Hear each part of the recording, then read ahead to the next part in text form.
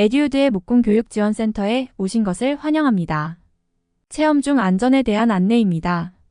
샌딩 시 가시 찔림을 주의하시기 바랍니다. 안전을 위해서 반드시 샌딩 블럭으로 샌딩을 하시기 바랍니다. 이제 나무에 대해서 조금만 알아볼까요? 여러분, 나무의 나이테가 어떻게 해서 생겨났는지는 다들 아시죠? 더울 때 자란 곳과 추울 때 자란 부분의 밀도 차이에서 오는 색상의 차이입니다. 나무는 땅 밑에 있는 뿌리에서 물이 잎으로 전달이 됩니다. 목재의 조직을 확대해서 살펴본 모양입니다. 저기 아주 작은 관을 통해서 땅 속의 수분이 잎으로 전달되는 통로였겠죠.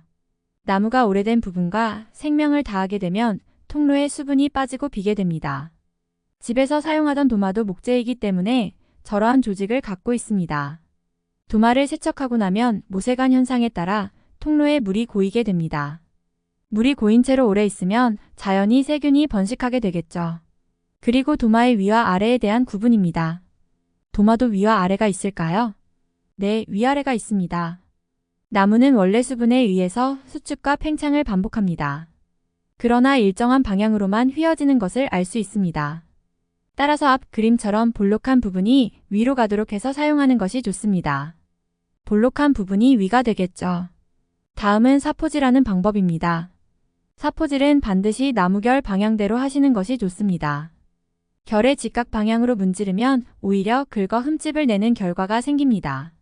사포의 번호에 따라 거칠기가 다릅니다. 180번은 400번보다 더 거친 사포입니다. 사포의 번호는 거칠기기를 나타내는 수치이고요. 한 가지 사포로 오랫동안 문지른다고 더 부드러워지는 것은 아닙니다. 그래서 빠진 곳 없이 사포질하는 것이 중요하고요. 사용할 목적에 따라서 만질 때 질감을 나타내는 것도 원목이 주는 큰 장점일 수 있어서 나무의 결이 드러나게 거칠게 마무리를 하면서도 표면은 부드럽게 정리하는 경우도 많습니다. 여러분은 어떤 소재의 도마를 사용하십니까? 금속 소재, 원목 소재, 실리콘 소재, 플라스틱 소재 등 다양한 소재가 있습니다. 어떤 소재의 도마를 사용하더라도 그 소재 일부분이 몸속 소화기관을 거치게 된다는 사실입니다. 위생 관리를 해야 한다는 단점이 있지만 섬유질의 한 부분인 목재를 사용하는 사람이 많다는 것은 섭취했을 때 문제를 더 크게 보기 때문일 것입니다. 다음에는 도마 오일에 대해서 알려드리겠습니다. 오일을 바르는 여러 가지 이유가 있습니다. 첫째, 앞에서 말씀드린 물관을 오일로 막는 효과가 있습니다. 즉, 물이 들어가 세균이 번식하는 것을 막아줍니다. 둘째, 도마의 원목 고유의 색, 즉 발색이 좋아집니다. 셋째, 오염으로부터 방지 효과가 있습니다. 세균 번식 억제, 발색이 좋아짐, 오염 방지 효과가 있어 원목에 오일을 정기적으로 도포해주는 것은 매우 중요합니다.